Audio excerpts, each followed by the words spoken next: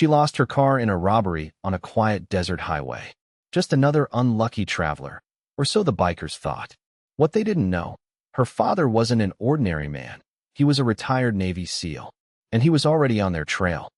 The desert heat shimmered off the asphalt as Ava Cross pulled her SUV into a gas station that looked like it hadn't changed since the 80s. Cracked pumps, a faded ice cream sign, and nothing but flat brown land stretching in every direction. She'd been driving since sunrise, chasing the kind of freedom only a solo road trip could give her. No schedule, no one telling her where to be.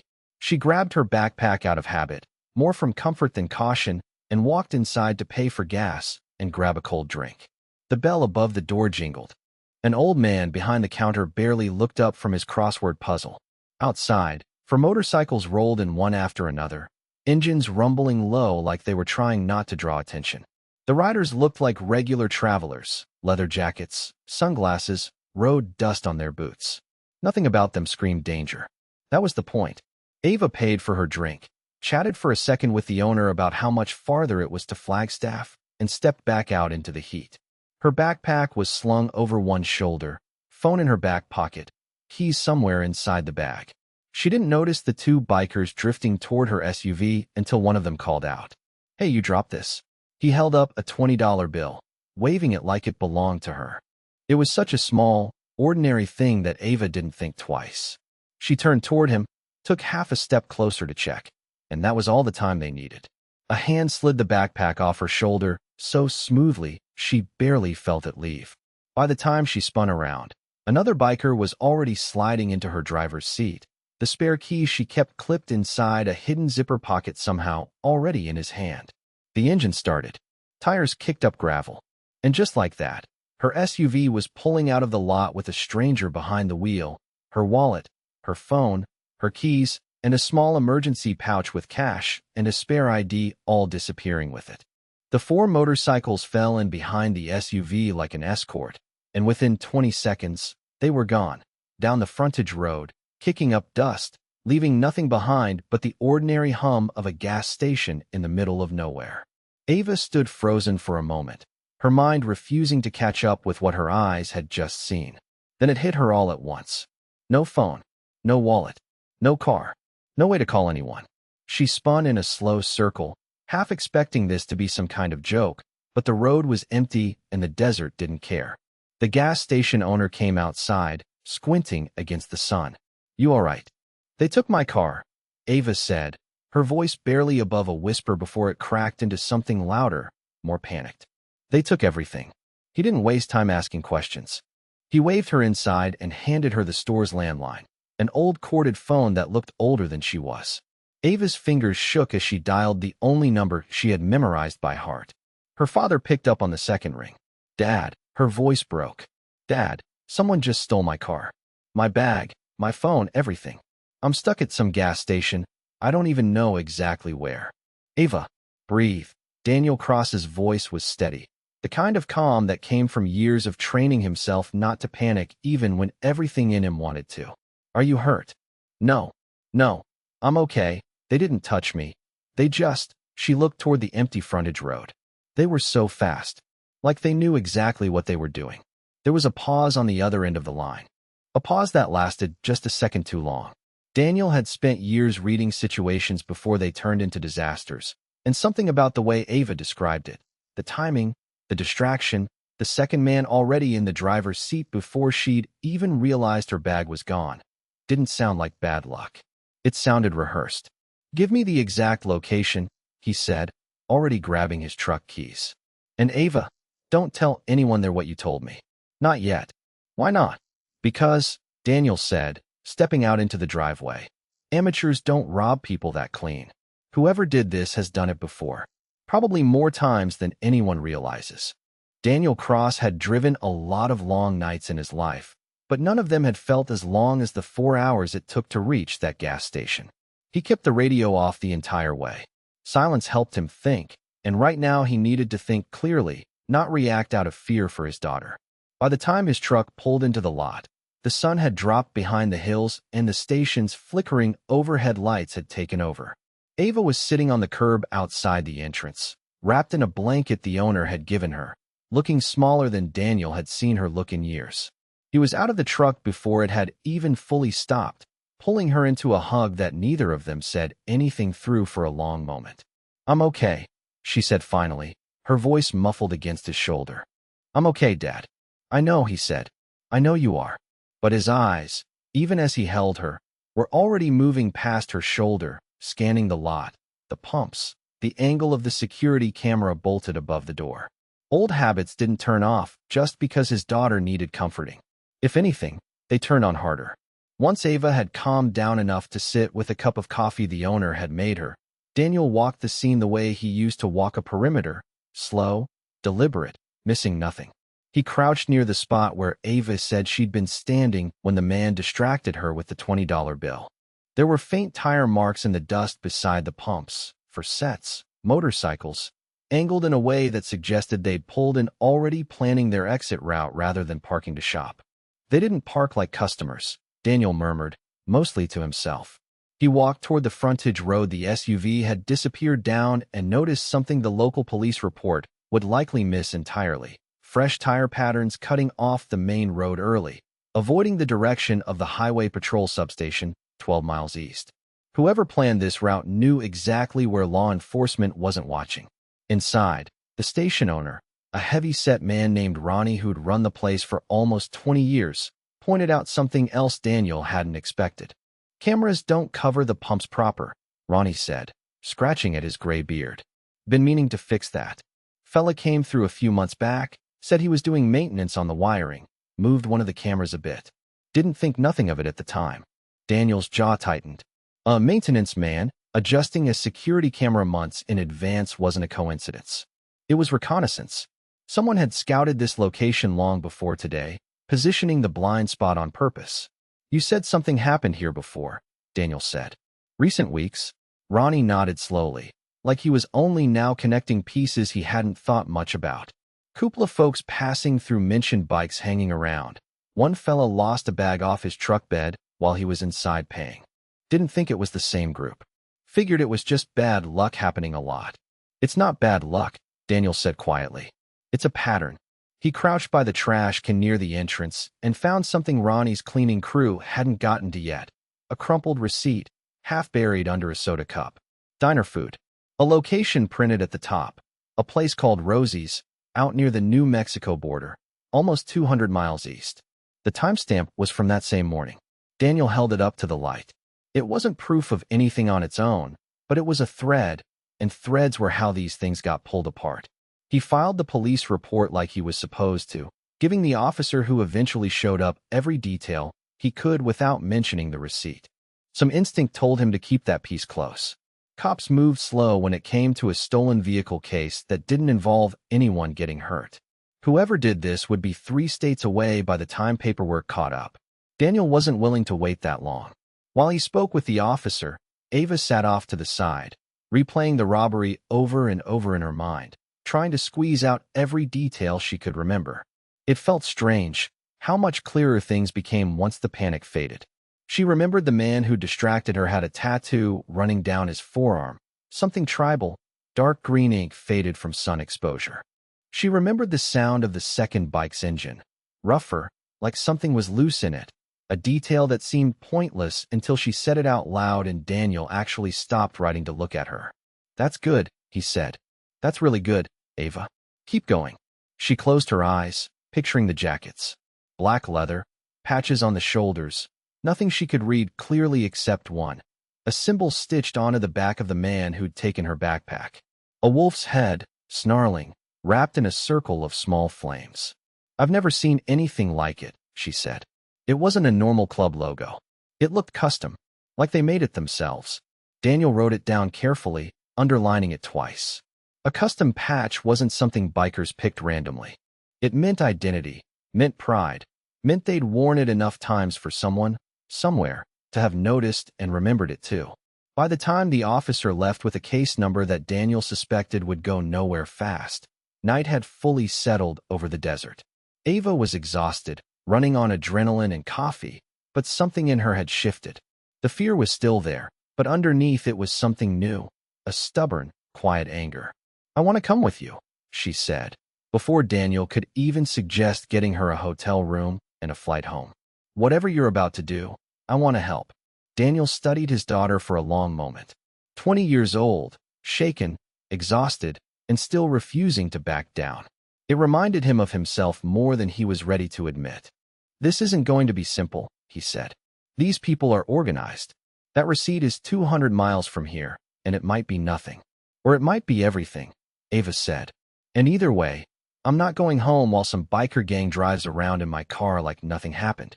Daniel looked at the crumpled receipt in his hand, then back at his daughter's face, and for the first time all night, something close to a smile tugged at the corner of his mouth. All right, he said, folding the receipt carefully into his jacket pocket. Then let's go find Rosie's.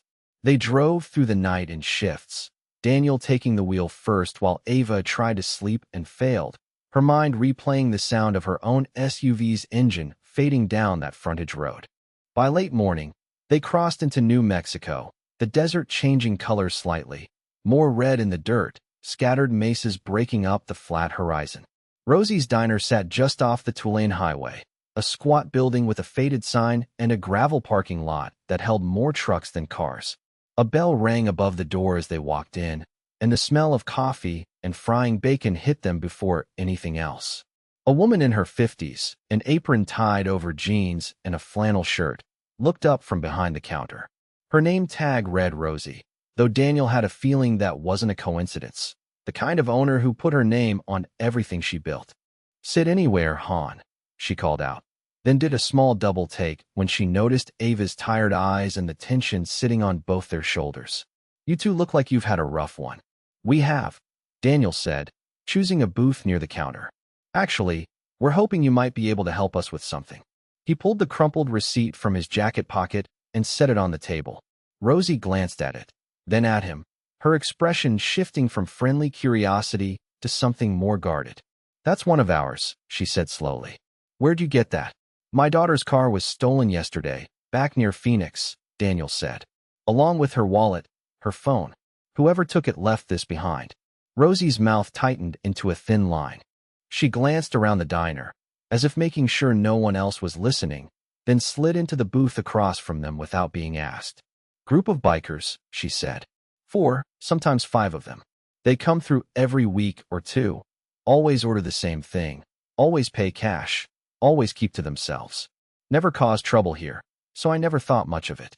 But I remember thinking it was strange, a group like that, never once cutting through on the interstate. They always come off the old back roads, toward the mining hills. Do you know their names? Anything? Ava asked, leaning forward.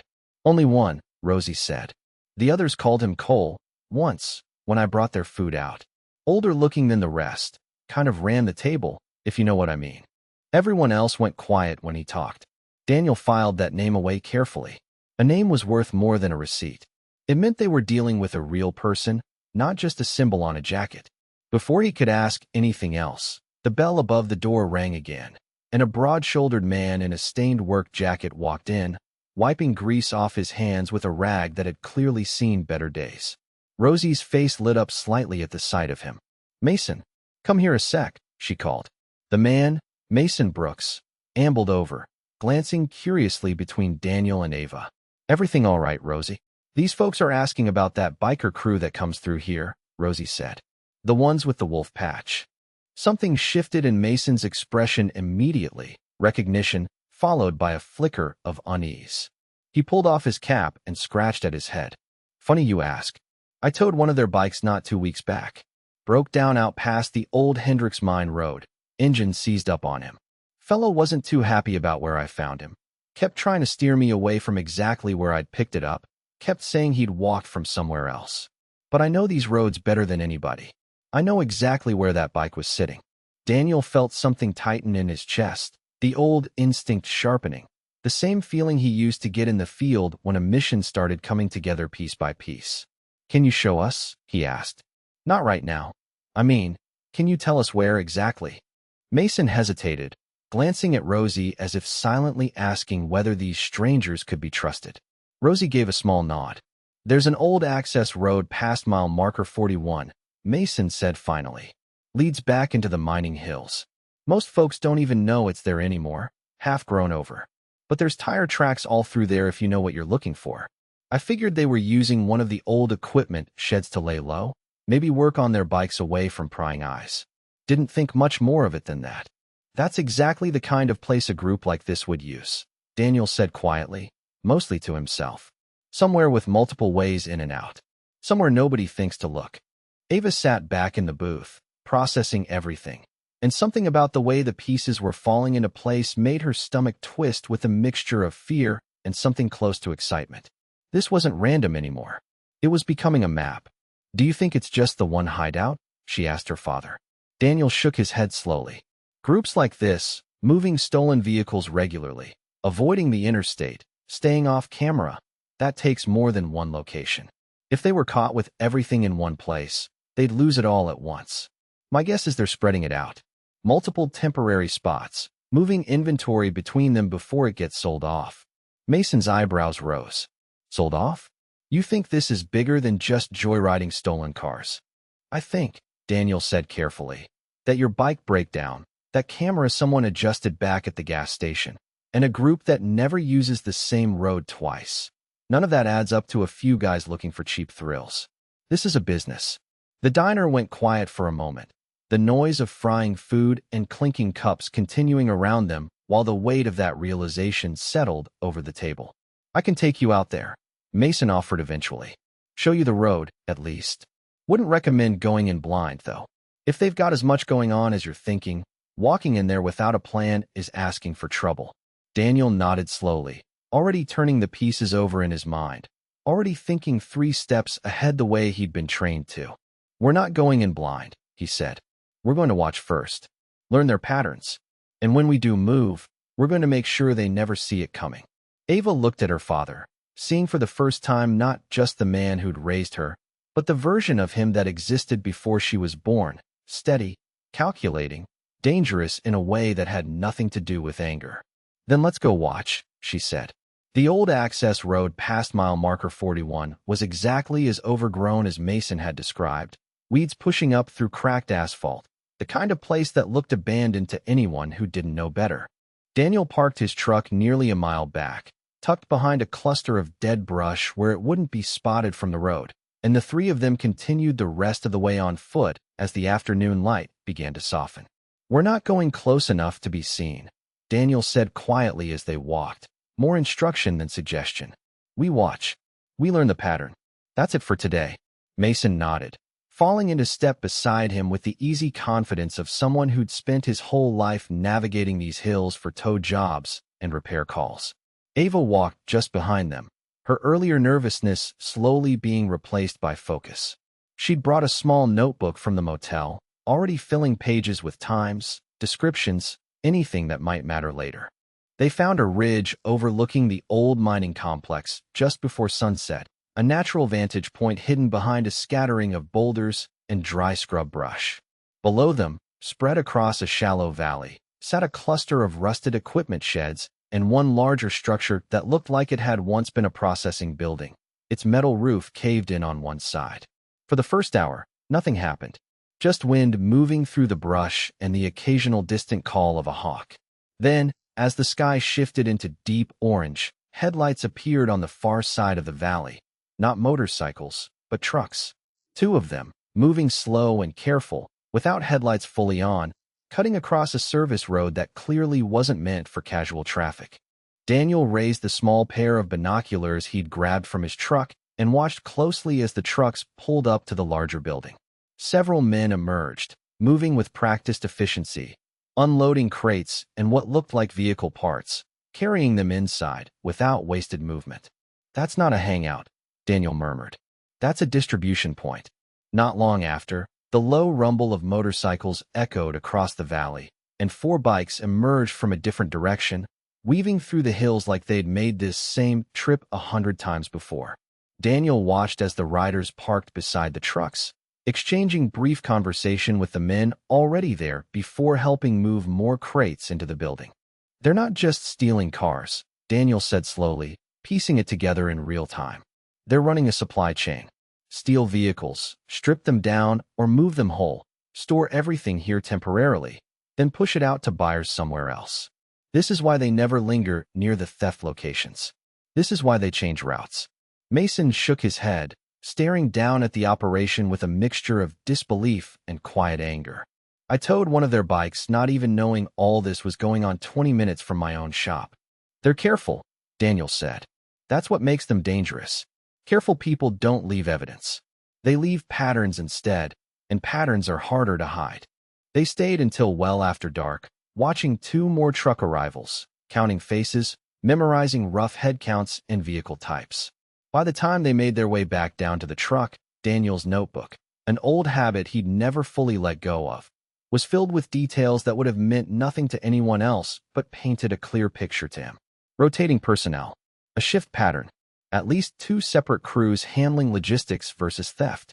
Back at the small roadside motel they'd checked into earlier that day, Ava spread her notes across the bed while Daniel stepped outside to make a quiet call to an old contact who still worked in law enforcement, someone he trusted enough to loop in eventually, once they had more than suspicion to offer.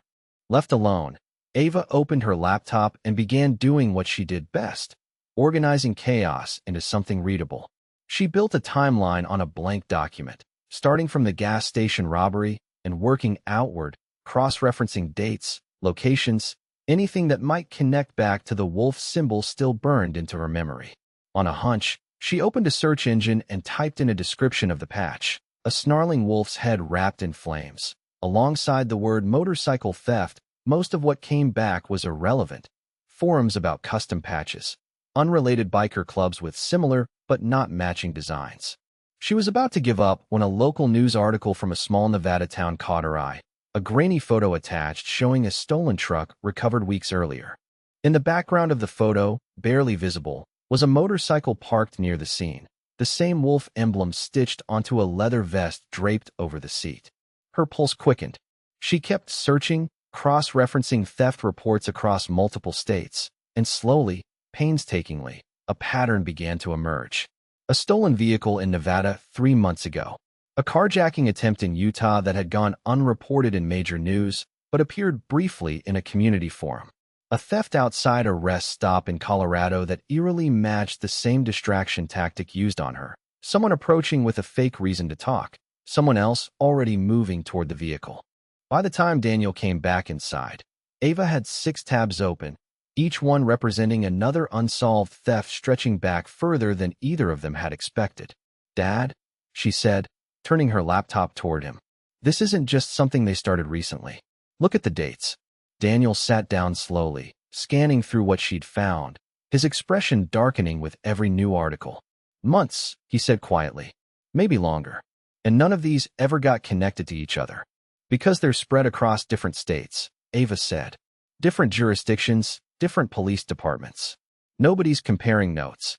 Daniel exhaled slowly, running a hand over his jaw. What had started as a single stolen SUV was unraveling into something far larger than either of them had anticipated. An organized theft ring that had been operating quietly for months, maybe longer, moving stolen property across state lines while everyone treated each incident like an isolated case. "You did good work tonight," he said, meaning it. Ava looked at the timeline glowing on her screen, at all those disconnected reports finally forming a shape. The fear that had gripped her back at that gas station felt like it belonged to someone else now. In its place was something sharper, steadier. "They picked the wrong person to rob," she said quietly. Daniel almost smiled. "They picked the wrong family." Cole Mercer had survived this long by trusting his instincts, and every instinct he had was telling him something was wrong. It started small. A truck he didn't recognize parked a little too long near the turnoff to the mining road. A stranger asking a tow driver questions at a diner they'd used for months without incident. None of it was proof, not on its own, but Cole hadn't built a business that avoided arrest for 3 years by ignoring small things. He gathered the crew inside the larger shed just after sunrise, standing near a table cluttered with maps and torn-out pages from vehicle registries. "Someone's been asking around," he said, his voice flat and controlled in a way that made the younger members of the gang go quiet. "Rosie's Diner. A tow guy. Both of them talking to strangers about us." One of the younger bikers, a wiry kid they called Renner, shifted uncomfortably. "Probably nothing. People talk." People don't talk about us, Cole said. Not usually. Not unless somebody's pushing them to. He thought back through the last week, trying to place the moment things had shifted. Then it clicked, sharp and certain. The girl from the Arizona gas station. 20 years old, looked like any other tourist. They'd taken plenty of vehicles from plenty of travelers, and none of it had ever led back to them this fast. But something about this one felt different, and now, days later, strangers were circling their operation like they knew exactly where to look. Move everything, Cole said. Tonight. We shift the Texas inventory out first, then break down this site completely. If somebody's following a trail, we don't leave them anything to follow. The crew scattered to work, and by nightfall, trucks were already loading crates onto flatbeds, motorcycles idling nearby as lookouts watched the access road with new tension in their shoulders. Cole stood near the largest shed, watching his operation dismantle itself piece by piece, feeling something he rarely allowed himself to feel, the uncomfortable edge of being hunted instead of hunting. Back at the motel, Daniel had reached the same conclusion from the opposite direction. He'd returned to the ridge overlooking the mining site that morning, just long enough to notice the change. Trucks already gone, fewer motorcycles parked below, men moving with the urgency of people packing up rather than settling in. They're clearing out, he told Ava when he got back, which means they know somebody's watching. Ava felt a flicker of unease. Did we do something wrong? No, Daniel said. Professional crews get nervous eventually, no matter how careful the people watching them are. It happens. What matters now is what they do next. He spread a map across the motel bed, tracing the routes leading east out of New Mexico. If I were running an operation like this and I felt exposed, I wouldn't scatter randomly. I'd consolidate somewhere further away, somewhere with better cover and easier access to buyers. My guess is Texas. Bigger state, more roads, easier to disappear into. You're guessing, Ava said. I'm using what we already know, Daniel corrected gently. They avoided the interstate near Phoenix. They used mining roads here. They'll want somewhere similarly quiet with enough space to store everything until it moves again. That points toward rural freight routes, not cities. Ava studied the map, something clicking into place in her own mind. If they're worried about being followed, they won't take the obvious roads either. They'll split up, take different paths, meet somewhere later. Daniel nodded slowly, a flicker of pride crossing his face. Exactly. Which means we can't follow all of them. We need to split up too. The plan came together quickly after that. Daniel would stay close to the convoy routes, tracking movement patterns from a distance without ever getting close enough to be noticed, while Ava worked a different angle entirely, retracing their steps through Albuquerque, visiting small businesses near the mining road turnoff, places with security cameras that might have caught something useful without anyone realizing its importance. It felt strange, walking into gas stations and small shops alone, asking politely if she could look at old security footage, explaining as little as possible about why. Most owners were hesitant at first, until Ava explained she was trying to recover her own stolen vehicle, and something about her steady, determined voice made people want to help rather than turn her away. By the third shop, a small auto parts store near the edge of town, she struck gold. The owner, an older man named Frank, pulled up 2 weeks of footage without much fuss, more curious than suspicious. Had some fellas hanging around out front a while back, he said, squinting at the grainy black and white screen. Didn't buy nothing. Just sat on their bikes for a spell before heading off. Ava leaned closer, watching the timestamp scroll past, and there it was, for motorcycles idling near the edge of the lot, one rider glancing toward the camera just long enough for his license plate to become clearly visible. She wrote it down immediately, hands steady despite the excitement building in her chest. 2 more shops yielded similar results throughout the afternoon. Partial plates, a truck's registration sticker caught at an angle, even a brief clip of Cole himself stepping into frame at a convenience store, his face visible for just under 3 seconds before he moved out of view again. By evening, Ava had assembled a growing folder of license plates and vehicle descriptions, cross-referenced against the timeline she'd already built. When she called Daniel to share what she'd found, she could hear the shift in his voice immediately, something between pride and quiet urgency. This is exactly what we needed, he said. With this, once we have their exact location, we won't just be chasing a stolen car anymore. We'll have enough to bring in law enforcement with real evidence instead of a theory. Ava looked down at her notebook, filled now with names, plates, timestamps, and dates stretching back months. What had started as fear and confusion at a lonely gas station had become something else entirely: proof, patience, and a trail no amount of scattering could fully erase. "They're running," she said quietly into the phone. "That means they're scared." "Good," Daniel replied. "Scared people make mistakes." By the time the sun rose over the flat stretch of highway leading into Texas, Daniel had already been driving for 3 hours, keeping a careful distance behind the loose trail of vehicles he believed belonged to Cole's crew.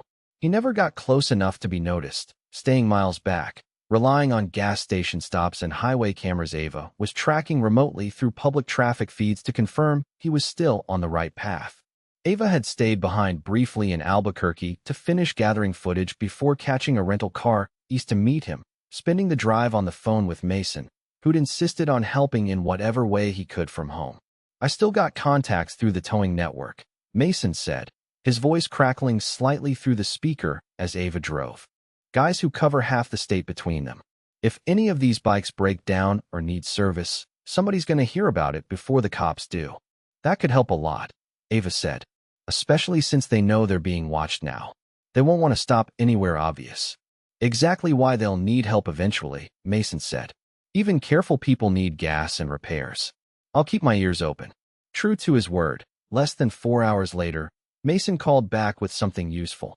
A service call reported near a truck stop outside Odessa, a motorcycle with engine trouble matching the general description Ava had given him.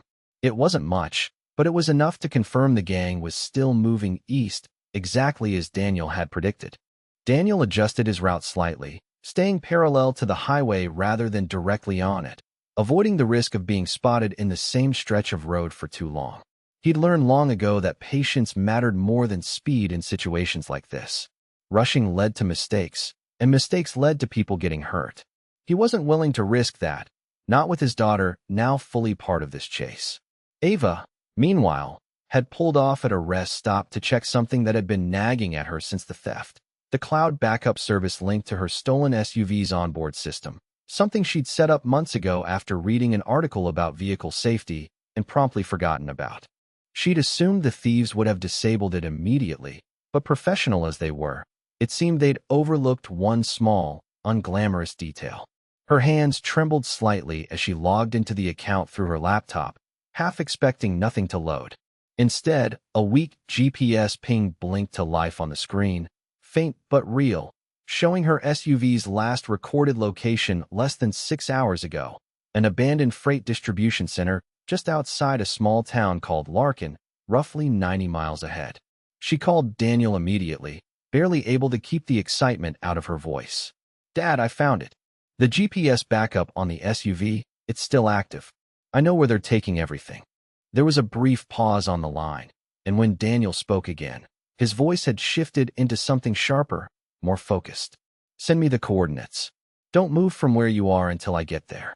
I'm not just going to sit still." "Ava," his voice cut through gently but firmly. "We're close now. If we rush and without a plan, we lose everything we've built. I need you thinking clearly, not chasing adrenaline. Can you do that?"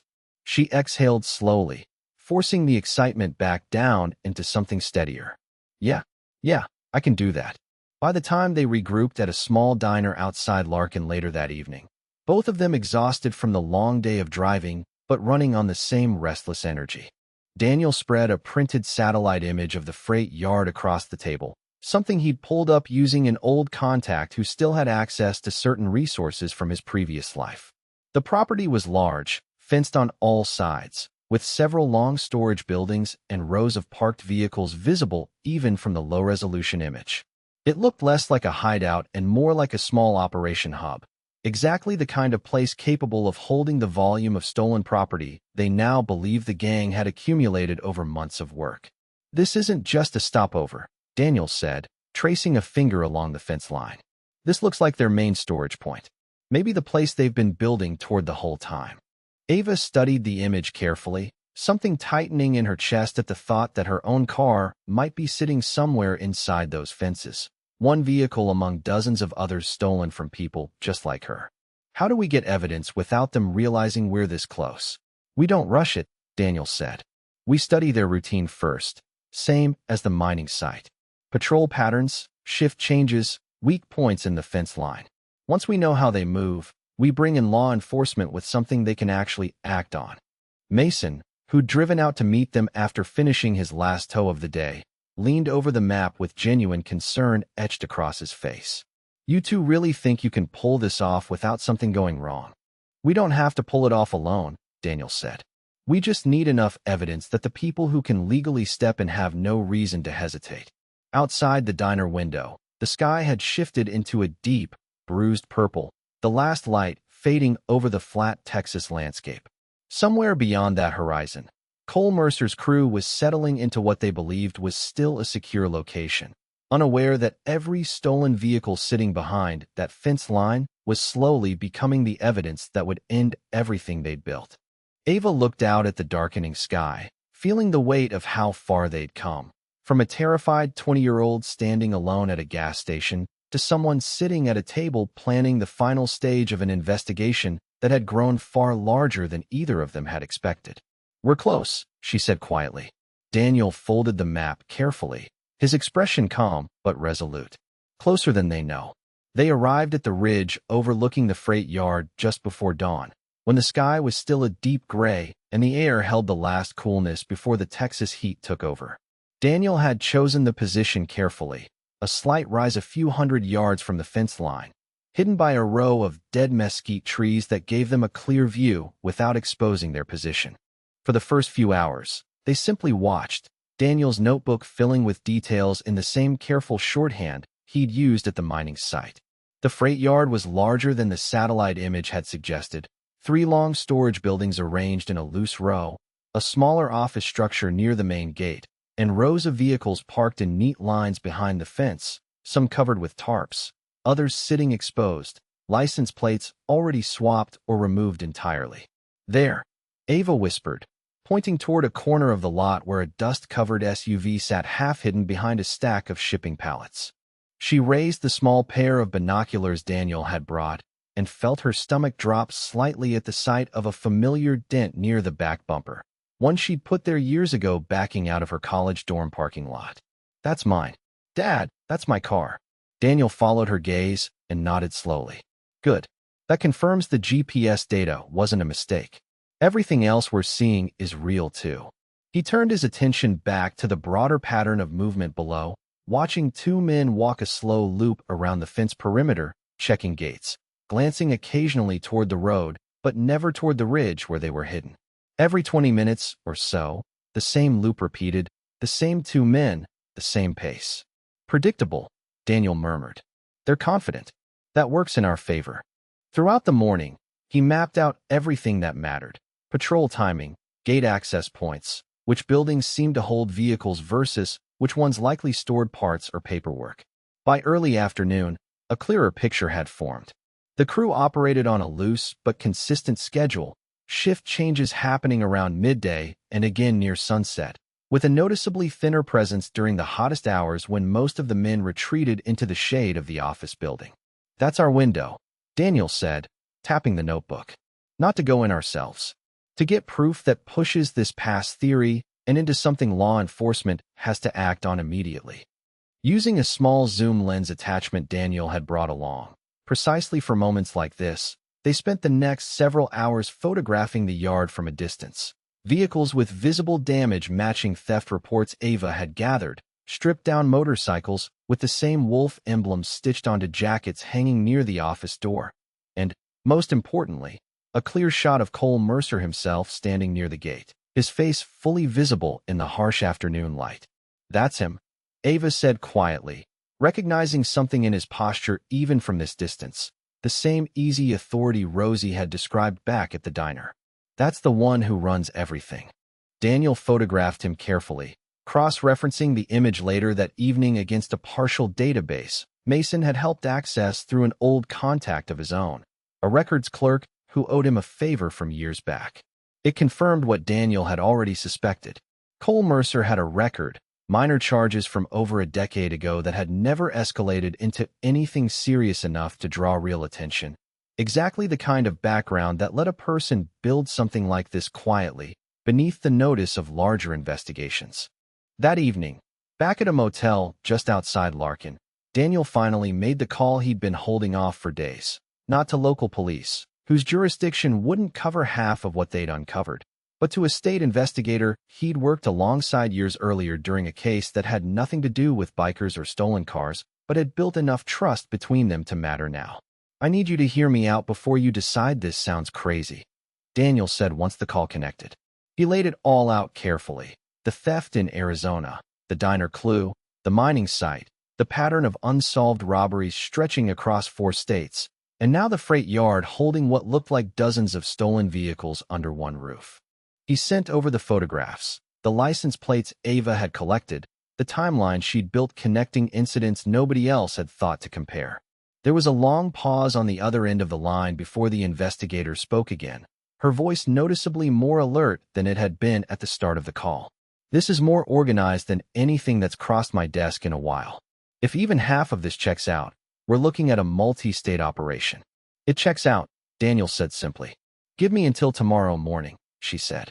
"I need to loop in the right people, get proper jurisdiction sorted so this doesn't fall apart on a technicality. Don't approach that property yourselves. Not for any reason." "Understood," Daniel said, though something in his tone made it clear he wasn't planning to sit entirely idle either. After the call ended, Ava sat across from him, the exhaustion of the past several days finally catching up with her. "Tomorrow," she repeated softly. "It's actually going to happen tomorrow. If everything goes right," Daniel said carefully. "These things can still fall apart. Evidence gets questioned. People get spooked and run. We're not finished until every one of those vehicles is back with its rightful owner, and that crew isn't in a position to do this to anyone else." Ava looked down at her notebook, now filled cover to cover with weeks of someone else's crimes laid bare in her own careful handwriting. What had started as fear and helplessness at a lonely gas station had become something entirely different. Proof that patience and persistence could unravel even the most carefully hidden operation. "They picked the wrong car to steal," she said quietly, echoing words she'd said days earlier, though they carried more weight now than they had then. Daniel allowed himself a small, tired smile as he began packing away the notebook and photographs for the night. Tomorrow, they'll understand exactly how wrong. Outside, the last light faded over the freight yard in the distance, its rows of stolen vehicles sitting quiet and unaware beneath a sky about to change everything for the people who'd gathered them there. The call came just after sunrise. Daniel had barely slept, sitting near the motel window with his notebook open on his lap, running through every possible way the next few hours could unfold. When his phone buzzed, he answered before the first ring finished. "We've got jurisdiction cleared," the investigator said, her voice crisp and businesslike now, all traces of last night's cautious hesitation gone. "State police, plus 2 county units willing to coordinate. We're moving on the freight yard this afternoon. I need you and your daughter to stay clear of the property entirely. You've done the hard part. Let us finish it." Daniel exhaled slowly, some of the tension in his shoulders easing for the first time in days. "Understood. We'll be nearby, but out of the way." He relayed everything to Ava, who was already awake, sitting cross-legged on the other bed with her notebook open beside her, as if she hadn't quite let herself sleep either. "Today," she said, more statement than question. "Today," Daniel confirmed. They spent the morning at a small diner a safe distance from the freight yard, close enough to stay informed, but far enough to avoid drawing any attention. Mason joined them shortly after breakfast, having driven through most of the night once Daniel called to update him, unwilling to sit at home while everything they'd worked toward finally came together. By early afternoon, the quiet stretch of highway near the freight yard had transformed. Unmarked vehicles began arriving in a slow, careful trickle, parking a mile back along access roads that gave them clear sight lines without announcing their presence too early. Daniel recognized the discipline in it immediately, the same kind of patience he'd tried to teach Ava over the past several days. Inside the freight yard, Cole Mercer had no idea his carefully built operation was about to collapse. He was reviewing inventory near the main office, going over which vehicles needed to move first once evening cover arrived. When Renner burst through the door, his face pale. "There's cars parked all up and down the access road," Renner said, breathless. "Not regular traffic. They're just sitting there." Cole's stomach tightened, old instincts flaring immediately. He stepped outside, scanning the horizon, and though the vehicles were too far to identify clearly, something about their positioning, spaced evenly, facing the right directions, engines likely still running, told him everything he needed to know. "Load what you can," he snapped, moving quickly toward the nearest storage building. "We're not waiting for tonight." Panic rippled through the crew as men scrambled to start engines and pull tarps off vehicles, but it was already too late for the kind of clean, careful exit Cole usually relied on. Within minutes, the first sirens broke the silence, and the vehicles that had been sitting quietly along the access roads began closing in from multiple directions at once, exactly as Daniel had suggested when he'd laid out the property's limited escape routes days earlier. Two bikers attempted to break away down a side road that cut through open scrubland, confident it would be clear, only to find a patrol car already waiting where the road rejoined the highway. Another truck loaded with stripped vehicle parts made it barely a quarter-mile before a spike strip brought it to a slow, controlled stop.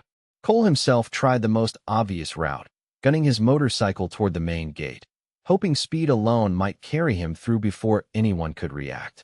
Instead, he found the gate already blocked, two vehicles angled to prevent exactly the kind of fast breakout he was attempting. He skidded to a stop, dust rising around him, and for the first time in longer than he could remember, Cole Mercer had nowhere left to run. From the diner parking lot, Daniel, Ava, and Mason watched distant flashes of light and the faint wail of sirens carried on the wind, unable to see the details, but understanding enough from the pattern of movement that everything was unfolding exactly as planned. "I want to go closer," Ava said, unable to sit still any longer. "Not yet," Daniel said gently, though he understood the pull completely. "Let them finish. We'll get our answers soon enough." It was nearly 2 hours before the investigator called again, her voice carrying a note of genuine satisfaction now. "It's done. 12 arrests so far. More possible once we finish processing everyone. The freight yard secured. You should see this place. Vehicles stolen from 6 different states, all sitting here waiting to be identified and returned." "And the man who ran it?" Daniel asked. "Cole Mercer. In custody," she confirmed. "Didn't put up much of a fight once he realized how surrounded he was." "Your daughter's SUV is here too," confirmed by Vin. "She can come identify it herself once we finish initial processing, maybe within the hour." When Daniel relayed the news, Ava felt something loosen in her chest that had been tight since that terrifying moment at the gas station. 6 days, and what felt like a lifetime ago. Relief, mostly, but underneath it, something steadier, a quiet, hard-earned sense of closure. They drove to the freight yard as soon as they were allowed, and Ava stepped out of the car into a scene that felt almost unreal after everything that had led to it. Rows of vehicles sat behind police tape, officers moving methodically between them with clipboards and cameras, cross-referencing plates against a growing list of theft reports from across the region.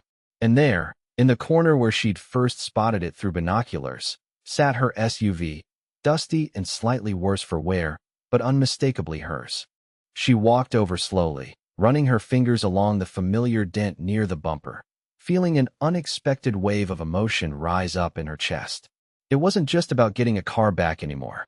It was everything the past week had cost her, and everything it had somehow given her in return.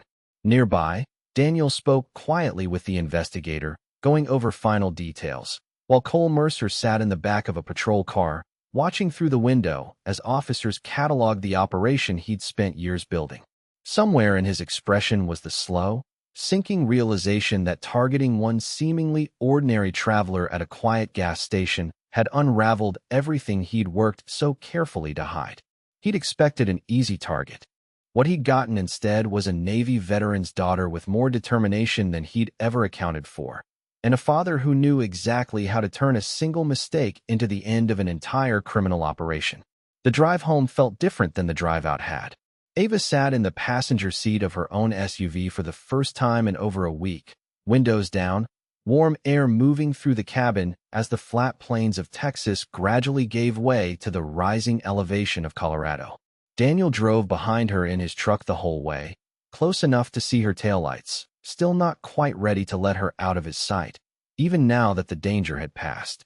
They'd spent an extra 2 days in Texas before finally heading home, mostly dealing with paperwork, statements, and the strange, almost anticlimactic process of officially closing out a case that had taken over their lives so completely. The investigator had been thorough, walking them through everything that had been recovered, 43 vehicles in total, stolen from 6 different states over what turned out to be nearly a year and a half of operation. Cole Mercer and 11 others now faced charges spanning grand theft, interstate trafficking of stolen property, and racketeering, charges serious enough that none of them would be back on those mining roads or freight yards anytime soon. What surprised Ava most wasn't the scale of what they'd uncovered, but the sheer number of people it affected. Families who'd given up hope of ever seeing their vehicles again. An elderly couple whose truck, stolen almost a year earlier, still had grandchildren's height marks penciled onto the door frame inside. A young man who'd lost not just his car, but months of saved-up camping gear packed inside it. Gear he'd been collecting for a cross-country trip he'd nearly given up planning altogether. It wasn't just us, Ava said quietly one evening, sitting on the motel bed with her laptop open, scrolling through news coverage that had finally started picking up the story. This whole time, it felt like it was just about getting my car back. But it was never really just that, was it? Daniel looked up from where he sat across the room, still going through the last of his notes out of habit more than necessity now. No, he said. It rarely is, once you actually pull the thread far enough.